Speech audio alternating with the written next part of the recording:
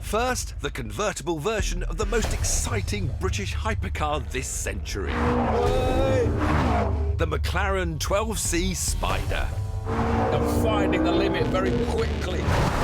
This car and I have history. Our first test of the coupe version in 2011 caused a storm at McLaren HQ. The car fell well short of its major rival, the Ferrari 458 Italia.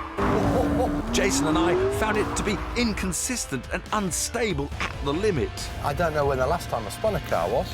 It's quite some time ago. Whoa, whoa. And it spat me off the track. We're off. McLaren, who are renowned perfectionists, have since reworked the coupe and brand new Spider to be faster and more stable than before. To get the inside line on what's new, I've invited along their chief test driver, British racer Chris Goodwin. He counts Jenson Button as a colleague and knows the car inside out. How does this differ from the coupe? Well, first, an obvious difference is it has a retractable hardtop. But you also, when you introduced the Spider, you introduced more power with the engine. Yeah, 625 PS now on this car. When we launched the Spider, we introduced the new engine calibration for more power, but also more drivability. Now onto the bigger issue of high-speed handling. Compared to the beautifully balanced Ferrari, I found the original car to be unpredictable. Its built-in stability systems interfered with my driving, and I ended up in the grass. McLaren have recalibrated the 12C's electronics and claim it's now more predictable. So I've asked Chris to prove it. We'll do that without a spin. Even though conditions are very slippery. Do you understand what we were trying to say? That we just felt we were never fully in control. It wasn't consistent. What you felt when you drove the coupe originally was what we've improved now, which is much more refined throttle control. It's taken the power away from me when I wanted it at Yeah, times. so you get into a certain degree of yaw and the torque would start to drift away. Yeah. Which was when you actually wanted it to actually increase. I was correcting it and it was correcting itself, so we were both correcting the same thing. So now you can just power your way out of a corner like that and the torque and power keeps going. Oh yeah, no, that's not like it, Chris. I think it's time for me to have a go now. You've had your fun. Full credit to McLaren for admitting their car wasn't quite perfect and doing something about it. From the passenger seat, it does feel like a very different car. But what about from behind the wheel? It's time for me versus McLaren, round 2. But before I do get started, there's one thing I do need to talk about that hasn't been changed, and that's Lewis Hamilton's famous steering wheel molded to his grip. But unfortunately, it's got like 3 different textures. It's round and lumpy here, it's thin and sharp at the top, and it's all squared off at the bottom. And it just doesn't give me the feel that I want of a steering wheel. Of course, feel is what this car is all about. Neither Jason nor I liked its feel when we took it right to the limit before.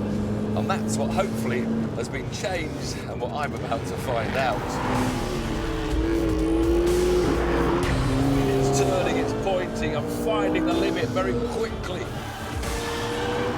This is feeling a much more sorted car. I can build some confidence, get into that throttle. Plenty of grip still there in reserve. It's bringing a much bigger smile on my face than it did before, that's for sure. The coupe and Spider now have programmable exhaust notes. McLaren have even specifically tuned the convertible to sound good with the roof down. Job done. Although it's still not Ferrari good. Whoa! It's noisy now! McLaren's fastidious approach has even spread to the interior. The climate control now works more quickly and quietly. The seats have been redesigned. The headlights now automatically switch on when it rains. Even the hi-fi has been tweaked. This is more modern and easier to use than the 458's interior.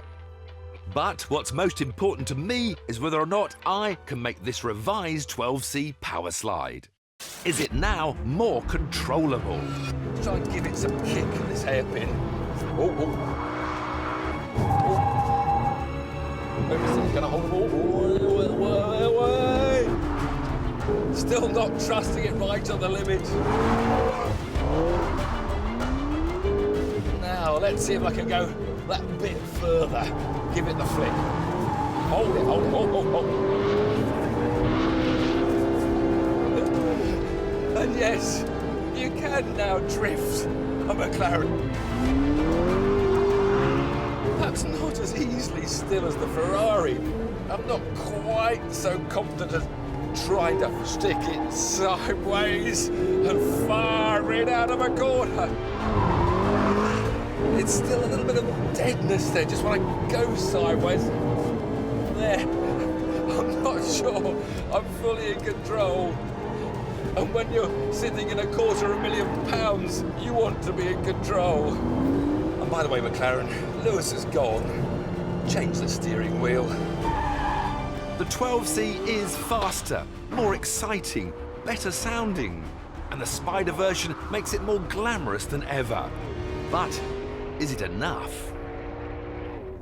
So to the big question, is the McLaren 12C now a match for its great nemesis, the Ferrari 458? Well, it's never going to sound quite as good with its turbocharged engine against the normally aspirated Ferrari, and it's still just a little bit too nervous when you're right on the limit. But there's no doubt the McLaren is now a much improved machine.